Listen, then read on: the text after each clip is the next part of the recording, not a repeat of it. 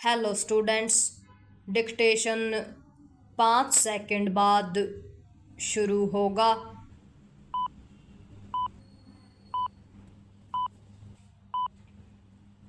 Start.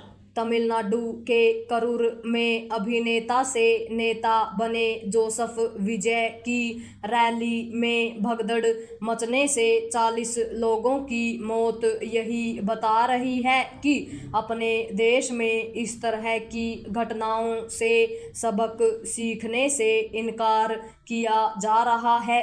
Karur की rally में महिलाओं, बच्चों समेत 40 लोगों के कुचलकर मारे जाने की घटना की जांच हाईकोर्ट की पूर्व न्यायाधीश अरुणा जगदीशन को सौंप दी गई है, लेकिन इसके आसार कम ही हैं कि इस भयावह हादसे के लिए जिम्मेदार लोगों को जवाबदेह बनाने के साथ उन्हें दंडित भी किया जा सकेगा।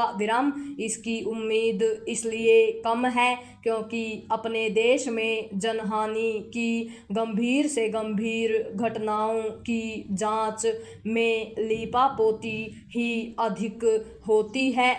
इस मामले में भी ऐसा ही हो और इतने अधिक लोगों की मौतों के लिए किसी को कटघरे में न खड़ा किया जाए तो आश्चर्य नहीं।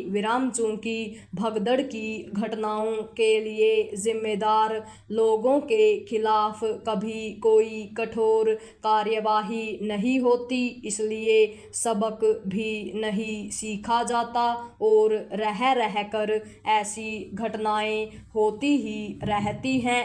इस वर्ष यह भगदड़ की 7वीं 8वीं ऐसी घटना है जिसमें लोगों की जान गई है। पैरा करूर की घटना में प्रथम दृष्टया विजय जिम्मेदार दिख रहे हैं क्योंकि वे इतनी देर से सभा स्थल पहुंचे कि शाम के 7 बज गए। स्पष्ट है कि रैली के आसपास अंधेरा हो गया।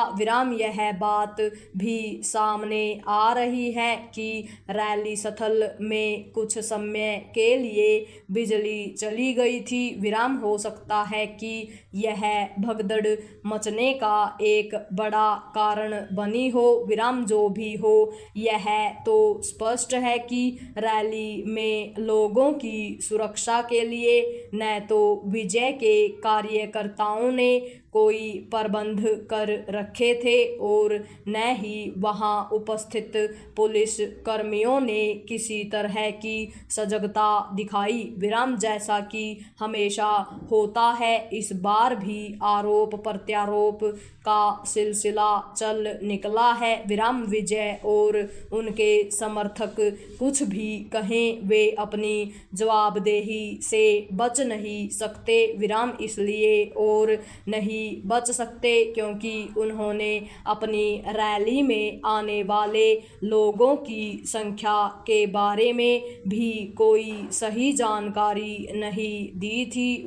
बहुत संभव है कि इसके चलते पुलिस ने भी पर्याप्त व्यवस्था न की हो। करूर में भगदड़ इसलिए भी मची क्योंकि बहुत से लोग नेता नहीं, अभिनेता विजय को देखने आए थे। अपने देश और विशेष रूप से तमिलनाडु में सेलिब्रिटी स्टेटस वाले लोगों के प्रति दीवानगी कुछ ज़्यादा ही है।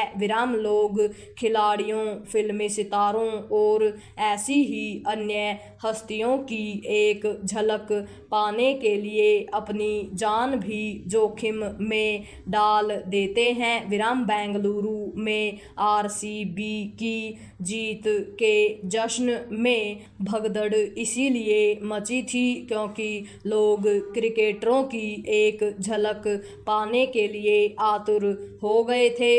यह ठीक है कि करूर की घटना पर सभी ने शोक संवेदना व्यक्त की, लेकिन यदि इस घटना से कोई ठोस सबक नहीं सीखा जाता तो इन संवेदनाओं का कोई मूल्य नहीं। पूर्ण विराम।